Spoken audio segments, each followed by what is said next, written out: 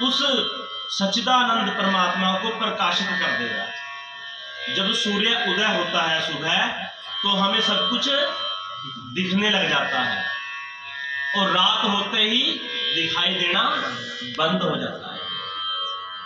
जो तत्व ज्ञान रूपी सूर्य है, जब जीव के अंदर वो ज्ञान आ जाएगा, वो आपके सामने, परमात्मा सामने ही थे, उस परमात्मा को प्रकाशित कर देगा। वो परमात्मा आपको दिखाई देने लग जाएगा। इसका नाम तत्व ज्ञान है, इसको तत्व ज्ञान बोलते हैं। यही ज्ञान के बारे में गरुड़ पुराण में लिखा है, यही हमारे वेद शास्त्रों में लिखा है।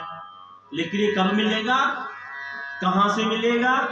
किसी तत्वदर्शी संत के पास, गुरु के पास जब आप बैठोगे, जब आप उनको सुनोगे, छल रहित प्रश्न उनसे करोगे, कपट रख के प्रश्न नहीं करना। हम दो तरह के प्रश्न करते हैं संसार में। एक तो अपने स्वार्थ के लिए प्रश्न करते हैं कि ये मेरा कार्य हो जाए, मेरा घर बन जाए, मेरा दुकान बन जाए, या मेरा फलाना फलाना काम हो जाए। ये तो सकाम कर्म हो गया ना। एक प्रश्न हुआ कि मेरा उद्धार कैसे होगा, मेरा कल्याण कैसे होगा, मैं कौन हूं, मेरा स्वरूप क्या है। ये निस्वार्थ भाव से जब प्रश्न करेंगे, फिर वो तत्वदर्शी संत जो है वो आपको तत्व का उपदेश करेंगे। फिर वो तत्व का उपदेश करने से, जैसे मैंने पिछले सत्संग में बताया था कि उस पंडित के उपदेश जग जीवे।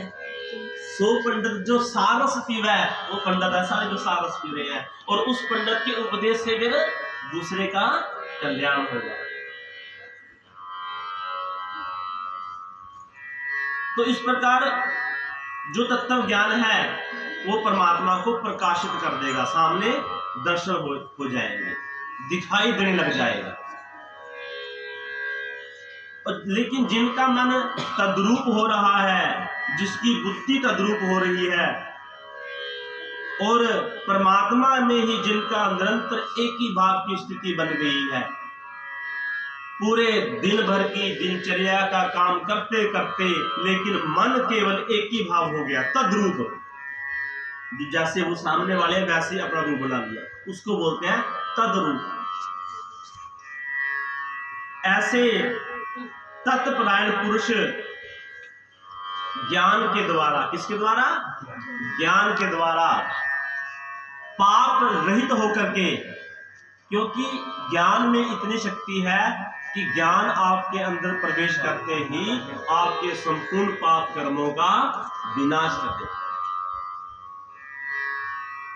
और वो पुरुष फिर परम गति को प्राप्त कर लेता है, जो तद्रूप बन गया, जिसको पहचान हो गई। ये सार शब्द की पहचान करने के बाद आपको पहचान हो जाती है कि मैं कौन हूं, मैंने कहां जाना है, वो तद्रूप बन जाता है।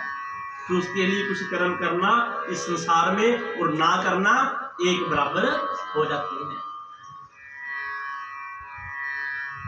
वे ज्ञानी जन विद्या और विनय युक्त ब्राह्मणों में, चाहे वो गौ है, चाहे वो हाथी है, चाहे वो कुत्ता है, वो चंडाल है, किसी भी जाति का है, सब में एक भाव में ही सबके दर्शन करते हैं। जिनका मन सम भाव में स्थित हो गया है, सम न्यूट्रल एक जगह, उनके द्वारा इस जीवित अवस्था में ही पूरे संसार को जीत लिया गया है। क्योंकि सच्चिदानंद घन परमात्मा, देखो हमारे गीता जी में परमात्मा को क्या बोला? सच्चिदानंद, सत चित्त और आनंद, ये मिलकर के बना है सच्चिदानंद। भागवत जी के पहले श्लोक में पहला शब्द ही यहीं से शुरू होता है, सच्चिदानंद रूपाय। वहां पे किसी देवी देवते का नाम नहीं बोला, उस परमात्मा का नाम क्या बोला है? सच्चिदानंद रूपाय। तो हमारे गीता जी के 5वें अध्याय में भी उस परमात्मा को क्या बोला है?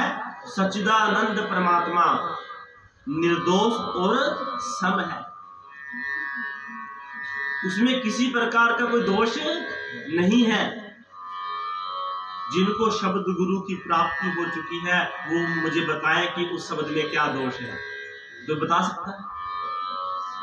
अब बताओ कि परमात्मा कहाँ बैठा है, सतलोक में बैठा है या आपके पास बैठा है? इससे वे सच्चिदानंद परमात्मा में ही स्थित हो जाते हैं। बताओ ये ज्ञान आपको कहां तक लेके जा रहा है? जो पुरुष प्रिय को प्राप्त होकर हर्षित नहीं होता, अच्छी चीज मिल गई, आपकी मनपसंद वस्तु मिल गई, फिर तो आप बहुत खुश हो रहे हैं। और अप्रिय वस्तु को प्राप्त होकर जो अद्विघ्न नहीं होता, विहाय ये क्या हो गया? वह स्थिर बुद्धि, संशय से रहित, कोई संशय नहीं बन गया, न्यूट्रल भाव में रह गया। सच्चिदानंद परमात्मा पर ब्रह्म परमात्मा में एक ही भाव में नित्य स्थित हो जाता है। ये अभ्यास जब आप बार बार करेंगे, शब्द रूप में बैठने का अभ्यास करेंगे, तब आप ये तद्रूप हो जाएंगे।